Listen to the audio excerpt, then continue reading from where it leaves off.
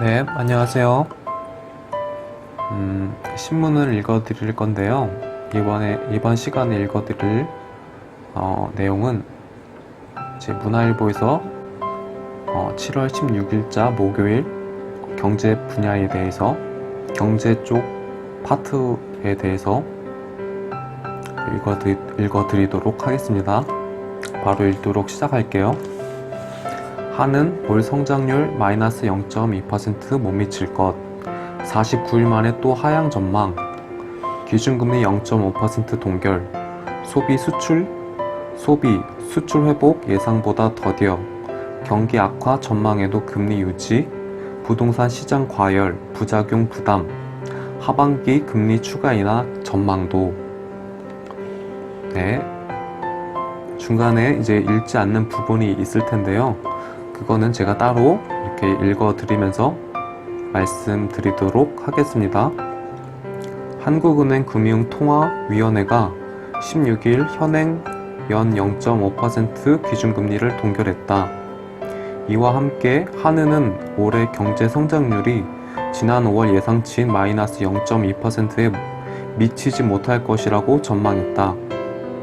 한은은 지난 5월 28일 경제 성장률 전망을 2.3%포인트 전격적으로 하향 조정한 바 있는데, 이날 한 달 반 만에 이조차 달성하지 못할 것으로 전망했다. 네, 그 다음에 넘어가서 다음 문단부터 읽어드릴게요. 읽도록 하겠습니다. 한은은 이날 오전 이 총재 주재로 금융통화위원회 본회의를 열고 기준금리를 연 0.50% 유지한다고 밝혔다. 앞서 금통위는 신종 코로나 바이러스 감염증 충격으로 경기 침체가 예상되자 지난 3월 16일 빅컷과 5월 28일 추가 인하를 통해 2개월 만에 0.75%포인트나 금리를 빠르게 내렸다. 기준금리 동결로 미국 연방준비제도 FED 기준금리와 격차는 0.25에서 0.05%포인트로 유지됐다.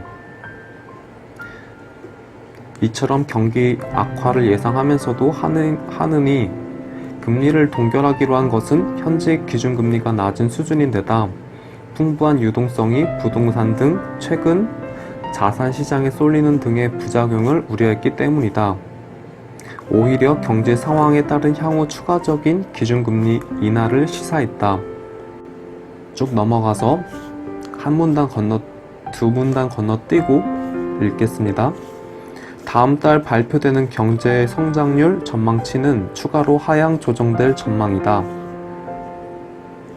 공동락 대신증권연구원은 경제 지표가 회복되는 부분이 있으나 절대적으로 내려간 폭이 깊기 때문에 현재 마이너스 0.2% 수준인 성장률 전망치는 추가 하향 조정이 불가피해 보인다면서 일단은 금리 인하 효과 등을 지켜보고 하반기에 추가 인하 여부를 결정하게 될 것이라고 전망했다. 네, 이렇게 한 기사가 끝이 났고요. 그 다음에 옆에 있는 기사마저 읽겠습니다.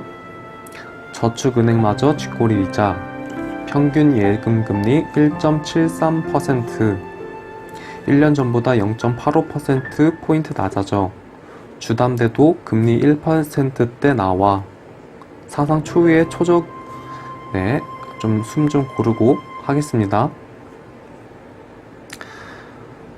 사상 초유의 초저금리 흐름에 주요 은행 변동금리형 주택담보대출 금리가 최저 1%까지 내려갔다.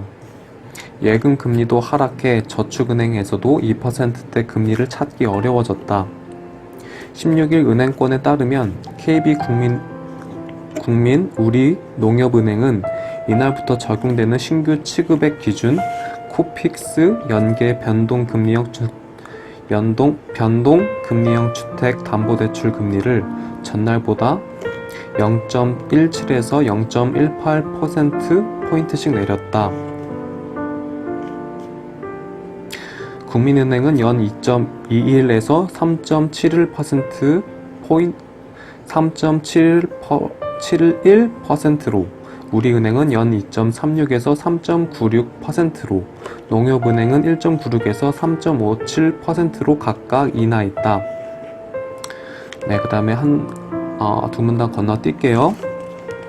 6월 신규 취급액 기준 코픽스는 0.89%로 5월보다 0.75%포인트 하락했다. 코픽스가 1%를 밑돈 것은 2010년 2월 첫 공시일에 처음이다. 코픽스는 정기예금, 정기적금, 상호부금, 주택부금 등 국내 8개 은행이 자금을 조달한 수신 상품의 금리를 가중 평균한 값으로 은행들의 대출금리에 영향을 준다. 한편 예금금리 역시 하락한 가운데 상대적으로 높은 금리를 주던 저축은행마저도 예금금리를 빠르게 떨어뜨렸다. 네, 그 다음에 이제 그 퍼센트가 어떻게 낮아졌는지 나오는 내용이 이제 그 부분은 생략하고 마지막 문단에서 밑에서 네 번째 단락부터 네 번째 줄부터 읽겠습니다. 저축은행 금리의 급격한 하락은 2013년 이후 처음이다. 금리 수준 역시 역대 최저 수준이다. 네, 이렇게 경제 분야에 대해서 네, 이번 그 다음으로는 경제 부분에서 읽어드릴 큰 제목부터 말씀해드리면 코로나 확산에 공유 오피스 쑥쑥 큰다. 네, 바로 읽어드리겠습니다. 기업들 지역마다 거점 오피스 사무실 수요 급격하게 늘어나 매출 192% 이상, 흑자 전환 호황, 외국 관련 업체들 주가 급상승, 신종 코로나 바이러스 감염증 사태가 장기화하면서 공유 경제 산업이 위기를 맞고 있지만 우리나라를 포함해 전 세계 공유 오피스 산업은 안정적인 성장세를 이어가 주목을 받고 있다. 코로나19로 주요 기업들이 재택 근무 등 비대면 근로 형태를 강화하면서 수요가 늘어났기 때문으로 풀이된다. 16일 관련 업계에 따르면 우버와 에어비앤비 등 간판 공유 경제 기업의 실적이 악화하고 있지만 공유 오피스 기업들은 양호한 실적을 보이고 있다. 세계 최대 사무공간 컨설팅 업체인 리저스 모기업인 IWG의 경우 주가가 코로나19 충격을 딛고 저점 대비 3배 가까이로 상승했다.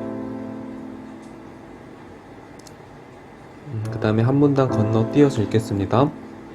국내 공유 오피스 업계도 좋은 실적을 유지하고 있다.